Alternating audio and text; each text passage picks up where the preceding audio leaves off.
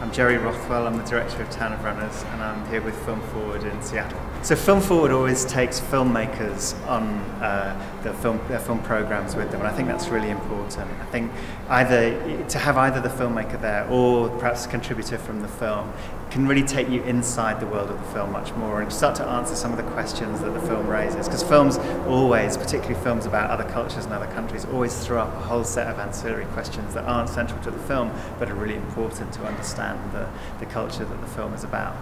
There's a point in Town of Runners where one of the athletes says, what's the point in us having dreams if other people don't believe in them? So we've begun the screenings with a sort of question, asking them to think about their own teenagehood, the things that they were really into and loved, and to what extent their communities supported or didn't support them into those dreams as an adult. I think posing the question about the way communities support their teenagers before the film does change the way people talk about it afterwards. Our university community is really good and very supportive for us, but what I noticed that was different here from the film is that they're coming from a place where running is normal and everyone runs. When they're from a young age they run, and I think that when I've been running I've been kind of outcasted as a weirdo, who likes to run.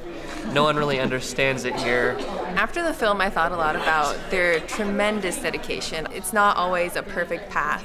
You have injuries, you stumble into these clubs that you don't want to be involved with, but they still said, no, I want to keep running, and it was never a doubt in their mind to not run. I really admired that. I suppose through Town of Runners, one of the things we're trying to do is show the experience of Ethiopian teenagers from their own point of view.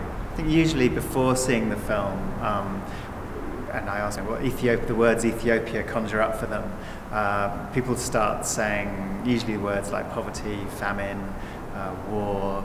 I thought about food. I thought about running. I thought about hardship. I thought about Tunish Tabata and all the famous athletes.